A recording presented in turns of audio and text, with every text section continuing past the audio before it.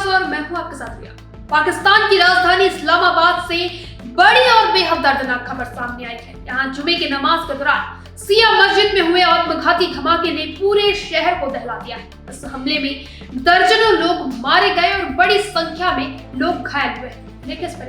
इस्लामाबाद से आई यह खबर पूरे दक्षिण एशिया को झकझोर देने वाली है, जहां जुमे की नमाज के दौरान एक शिया मस्जिद यानी कि इमाम बाड़ा को निशाना बनाकर किए गए आत्मघाती हमले में अब तक 2 दर्जन से ज्यादा लोगों की मौत और 101 लोगों के घायल होने की पुष्टि की गई है। यह धमाका पाकिस्तान की राजधानी इस्लामाबाद के शहजाद टाउन इलाके में उस वक्त हुआ जब मस्जिद में बड़ी संख्या में नमाजी मौजूद थे।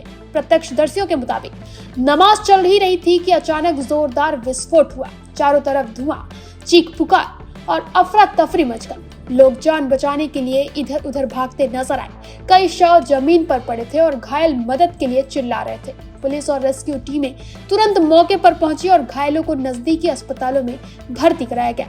वहीं इस्लामाबाद के सभी बड़े अस्पतालों में हाई अलर्ट जारी कर दिया गया है और डॉक्टरों व पैरामेडिकल स्टाफ को तुरंत ड्यूटी पर बुलाया गया। वहीं शहर के पुलिस चीफ ने पूरे इस्लामाबाद में इमरजेंसी घोषित करते हुए सुरक्षा व्यवस्था और कड़ी कर दी है। वहीं शुरुआती जांच में से आत्मघाती हमला बताया गया और आशंका जताई जा रही है कि मरने वालों की संख्या और भी ज्यादा बढ़ सकती है। पाकिस्तान के राष्ट्रपति आसिफ अली जरदारी ने इस कायराना हमले की कड़ी निंदा करते हुए कहा कि बेगुनाह लोगों को निशाना बनाना इंसानियत के खिलाफ है और इससे देश की शांति और एकता को नुकसान पहुंचाने की कोशिश की जा रही है।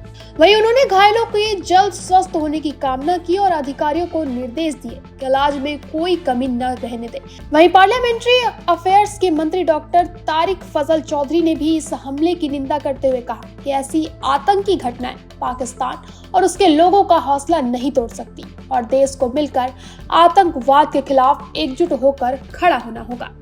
वही यह हमला ऐसे समय में हुआ जब पाकिस्तान पहले से ही बढ़ती आतंकी गतिविधियों से जूझ रहा है। महज 3 महीने पहले नवंबर 2025 में इस्लामाबाद के G11 इलाके में जिला एवं सत्र न्यायालय के बाहर हुए आत्मघाती धमाके में 12 लोगों की मौत और 30 से ज्यादा लोग घायल हुए थे। लगातार हो रहे ये हमले पाकिस्तान की आंतरिक सुरक्षा पर गंभीर सवाल खड़े कर रहे हैं।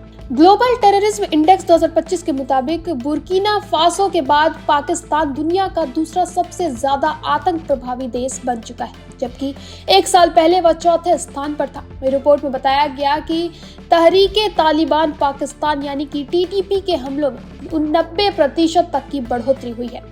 वहीं बलूच लिबरेशन आर्मी यानी कि BLA के हमलों में भी 60% का इजाफा देखा गया है। इसके अलावा इस्लामिक स्टेट खुरासन प्रांत यानी कि ISK अब पाकिस्तान के शहरी इलाकों को भी निशाना बनाने लगा है, जो सुरक्षा एजेंसियों के लिए एक नई और गंभीर चुनौती बनता जा रहा है। रिपोर्ट के अनुसार पाकिस्तान के खैबर पख्तूनख्वा और बलूचिस्तान सबसे ज्यादा आतंक प्रभावित क्षेत्र हैं और देश में होने वाली कुल आतंकी घटनाओं में से करीब 90% इन्हीं इलाकों में होती है। हालांकि इस्लामाबाद जैसे हाई सिक्योरिटी जोन में इस तरह का हमला यह दिखाता है कि आतंकी नेटवर्क अब राजधानी तक अपनी पहुंच बना चुके हैं। विशेषज्ञों का मानना है कि धार्मिक स्थलों को निशाना बनाना समाज में डर और सांप्रदायिक तनाव फैलाने की सोची समझी रणनीति का हिस्सा है। शिया मस्जिद में हमला न सिर्फ सुरक्षा तंत्र पर सवाल खड़ा करता है, बल्कि पाकिस्तान के भीतर सांप्रदायिक हिंसा के खतरे को भी उजागर करता है। धमाके के बाद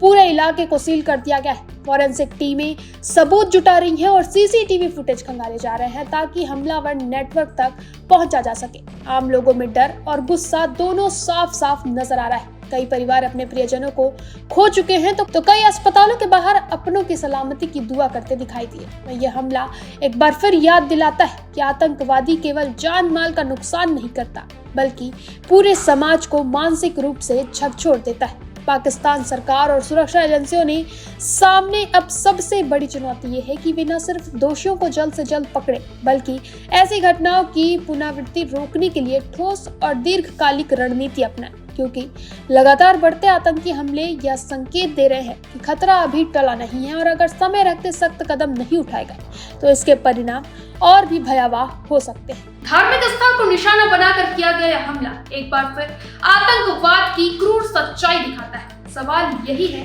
कि हाई सिक्योरिटी राजधानी में भी आम लोग कितने सुरक्षित हैं। हालात पर हमारी नजर बने रहेगी। फिलहाल के लिए इतना ही, तब तक के लिए बने रहे निशान पास पर।